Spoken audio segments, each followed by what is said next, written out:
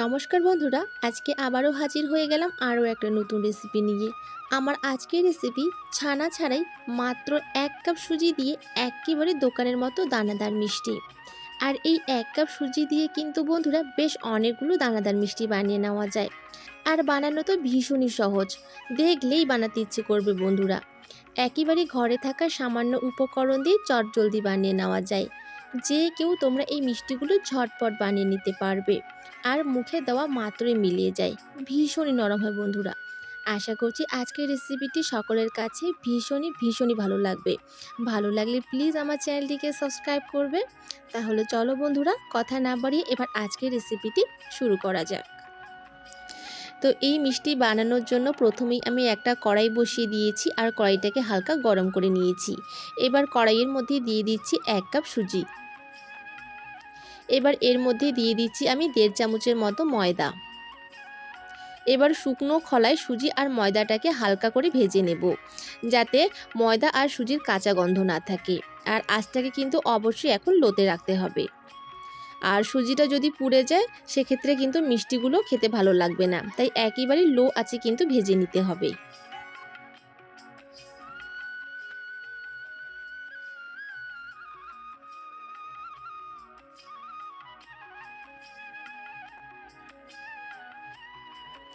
তো দেখো বন্ধুরা, সুজিটাকে আমি কিন্তু খুব ভালোভাবে ভেজে নিয়েছি আর কোনো কাঁচা গন্ধ নেই। এবার যেই কাপের মাপ করে আমি সুজি নিয়েছি সেই কাপের মাপ করে কিন্তু 1 কাপ আমি জল দিয়ে দিলাম। এবার আমি সুজিটাকে আবারও রান্না করে নেব কিছুক্ষণের জন্য। তো সুজিটা আমি দেখো বন্ধুরা 3 থেকে 4 মিনিট সময় ধরে রান্না করে নিয়েছি। যখন দেখবে যে সুজিটা এরকম একটা ডোয়ের মতো হয়ে যাচ্ছে, তখন বুঝে নিতে হবে খুব ভালোভাবে রান্না হয়ে গেছে। এবার সুজিটাকে আমি নামিয়ে নিচ্ছি। এবার সুজিটাকে একটা প্লেটের মধ্যে আমি নামিয়ে নিলাম। এবার সুজিটাকে একটু ঠান্ডা করে নিতে হবে। তো সুজিটা আমার একটু ঠান্ডা হয়ে গেছে। এবার এর মধ্যে দিয়ে দিচ্ছি আমি 1 চিমটে লবণ। আর এখানে নিয়েছি আমি হাফ কাপের একটু কম গুঁড়ো দুধ। যেহেতু এখানে আমি কোনো রকম ছানা বা দুধ কিছুই ব্যবহার করিনি, সেজন্য এই দানাদার মিষ্টিগুলোকে একেবারে দোকানের মতো স্বাদ আনতে গেলে অবশ্যই কিন্তু এখানে গুঁড়ো দুধটা দিতে হবে।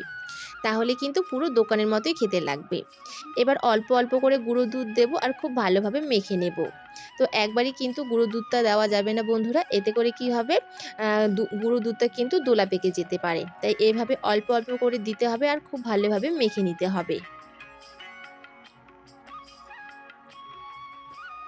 তো আবারও আমি গুঁড়ো দুধটা এখন দিয়ে দিচ্ছি। তো এবার পুরোটাই দিয়ে দিলাম, আবারও খুব ভালোভাবে এখন মেখে নেব। তো সুজির সাথে গুঁড়ো দুধটাকে খুব ভালোভাবে আমি মেখে নিয়েছি। এবার আমি সুজির মধ্যে দিয়ে দিচ্ছি 2 চামচের মতো ঘি। আর ঘিটা দেওয়ার কারণে কিন্তু খুব সুন্দর একটা ফ্লেভার হবে আর হাতে কিন্তু এভাবে চিপকেও যাবে না। তো দেখো বন্ধুরা, খুব ভালোভাবে আমি ঘিটা দিয়ে কিন্তু মেখে নিয়েছি ডোটাকে। আর অবশ্যই কিন্তু ডোটা কিন্তু খুব ভালোভাবে মেখে নিতে হবে। দেখো, এরকম একটা কিন্তু স্মুথ ডো তৈরি করে নিতে হবে, তাহলেই কিন্তু মিষ্টিগুলো খুব সুন্দর হবে। এবার আমি একটা প্লেট নিয়ে নিলাম। এবার যে সুজির মিশ্রণটা রয়েছে সেখান থেকে অল্প অল্প সুজি নেব আর হাতের তালুতে এইভাবে গোল করে আমি মিষ্টির আকারে শেপ দেব। তো দেখো বন্ধুরা, মিষ্টিগুলো কত সুন্দর হয়ে যাচ্ছে। যদি ডোটা ভালো হয় তাহলে কিন্তু মিষ্টিগুলো খুবই সুন্দর হবে। তো একইভাবে আমি মিষ্টিগুলো এখন তৈরি করে নেব। তো দেখতেই পাচ্ছ বন্ধুরা, মিষ্টিগুলো কিন্তু আমার খুবই সুন্দর হচ্ছে। যেহেতু ডোটা খুব ভালোভাবে আমার মাখানো হয়েছে, সেহেতু কিন্তু একেবারে মিষ্টিগুলো ফেটে যাচ্ছে না। তো অবশ্যই কিন্তু ডোটাকে খুব ভালোভাবে একটু সময় নিয়ে মেখে নেবে, তাহলেই কিন্তু মিষ্টিগুলো পারফেক্ট হবে। তো একইভাবে সমস্ত মিষ্টিগুলোকে আমি তৈরি করে নিয়েছি।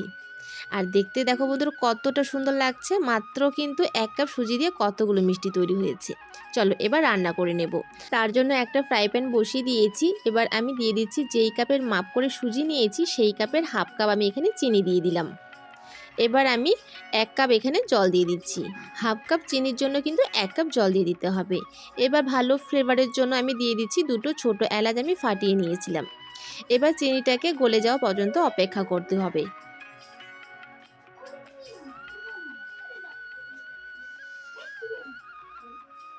তো চিনিটা আমার খুব ভালোভাবে গলে গেছে। এবার যে মিষ্টিগুলো তৈরি করে রেখেছি সেই মিষ্টিগুলো আমি এই শিরার মধ্যে এখন দিয়ে দিচ্ছি।